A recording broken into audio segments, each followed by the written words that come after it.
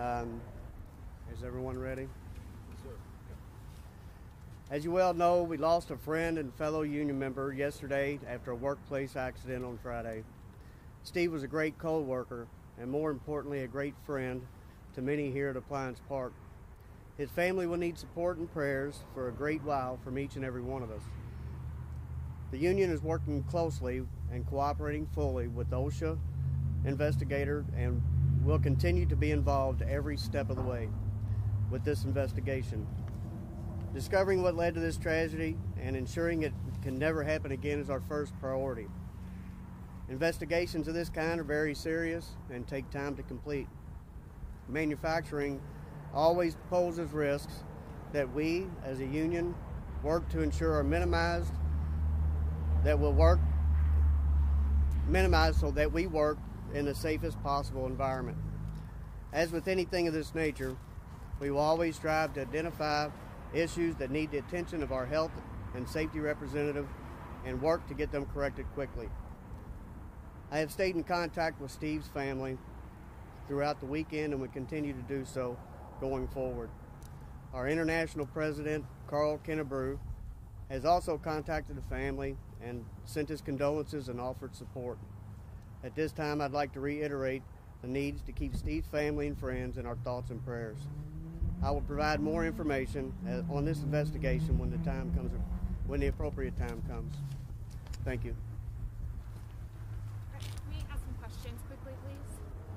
I'm gonna wait on the questions until further information comes forward. Could you tell us if the assembly line was back operating at the day of the accident? Second shift operated, but not that particular area. There are so many questions surrounding whether or not crews were able to reach Steve because of all these refrigerators that were in the aisle. Is any of that information accurate? I personally met the fire department at the side door and escorted them in. There was a few obstacles, but not like I've been here. Have you seen a difference in safety precautions taken at Appliance Park since Hire took over? Not particularly. It's the same safety group, safety leaders. Do you personally have any personal concerns that you'd like? You always have concerns with safety in any manufacturing facility. You know, it's a day-to-day struggle to make sure everybody stays safe. What are some of those concerns? Just training, making sure that we work in a safe environment, having safety audits, etc. Were you meeting with regulators? Were you meeting with safety regulators from the state today? With the safety regulators? Yeah. No, I met with OSHA. I met with OSHA yesterday with the company. Sunday? Yes. Not today? No. Okay. What would they ask of you as a union president? We were just going through the scenario and how the incident could have happened. Some employees have expressed a culture of negligence at Appliance Park. Is that something that your union members see, or what are your opinions on that? We always have struggles. We try to address them as quickly as possible. We don't always come to terms on whether we think it's safe and the company thinks it's not. All right. Thank you. Thank you. Jordan Yotis, Public Information Officer for Mutual Fire EMS. Just here to talk about the events that took place when we arrived at GE. We had no trouble accessing the patient. We got the call at 12:38, right around lunchtime. We're quickly escorted to the patient, just like the president here said. Transported the patient to University Hospital, and that's about the extent of our hands in it as of this point. But we just want to reiterate to everyone that we had no trouble accessing the patient in any way, shape, form, or fashion. The facility was a normal operation. We respond there quite often for various incidents, and that's just part of our process with GE. We have a strict policy when responding to GE. We always go to gate 3. That's their emergency access gate. We're met there by a member of their security team and taken to wherever the incident is, and that's exactly what took place on Friday on our behalf, as well as General Electric. Do you know if it was Steve himself who contacted 911? I cannot confirm that. Do you know if there is a certain protocol, or sir, maybe you can answer this, at GE where employees themselves are not allowed to call 911? They're supposed to call a security person, an internal security person first? I can't confirm that. Can you?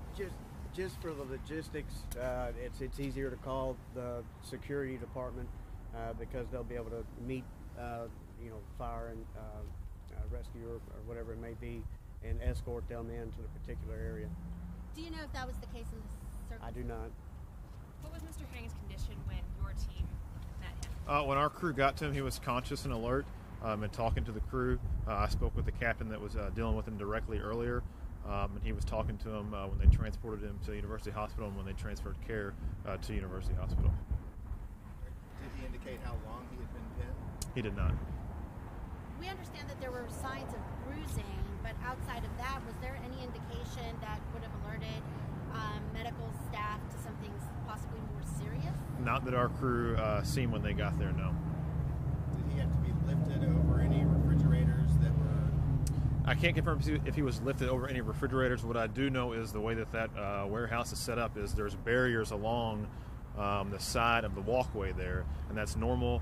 Anytime we go there for any type of medical emergency, those items are stationary, and they're not built for 12 firefighters or a stretcher to be back there, and that's understandable. So we're used to operating in these circumstances when we respond to GE. I'm sure to the layperson seeing us operate that way, it could seem like time was delayed, but that's just how we operate. So when did you all document transporting him from the building? You said you got the call at 12:18? Well, we got the call at 12:38, 12:38. and I cannot confirm the exact time they left the facility to go to U of L. Would that be in a log or something that we could double check?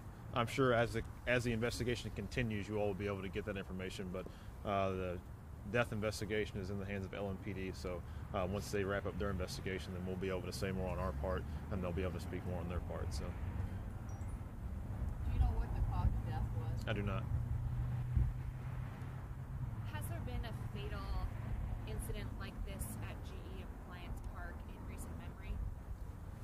I believe the last time was early 80s, 1981, I believe.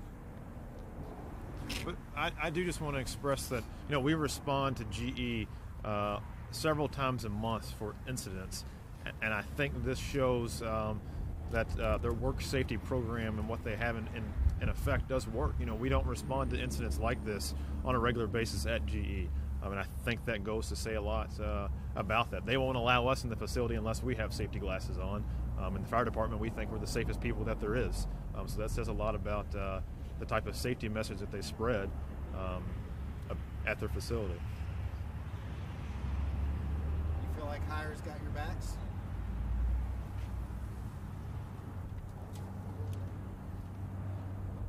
I'll refrain at this time. Do y'all have anything else for the fire department? So on behalf of the Butyl Fire EMS Department and the Oklahoma Fire Department, we send our condolences to the family and friends and coworkers at GE. But if y'all don't have any more questions for me, then... Was there any concern as far as the fire marshals go that it could be a normal operation with refrigerators stacked or put there in a certain way, but was there any concern that it could be an obstruction if there was a fire or anything else? If there is at this point, we don't know. It's still too early in the investigation to tell that. To my knowledge, the fire marshal has not been involved at this point. Like I said, we respond there all the time, and even for us, we see that stuff and it's just normal. That's just the business that they're in. So unless the fire marshal contacts the street crews directly about something over there, most of that stuff is just normal operation there. They're in the refrigerator and dishwasher business, so of course there's going to be those types of things that are in the way.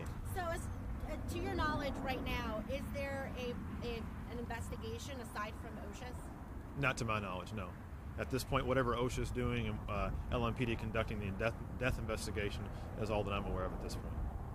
What about the company itself, though? I can't speak on that. Can you speak on that? I can't speak for the company.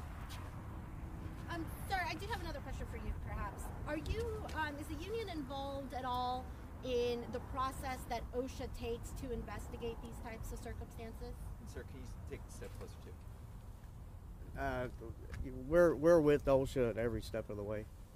Okay. I've just reported on other scenarios where employees are asked by the company not to talk to OSHA officials or anyone else.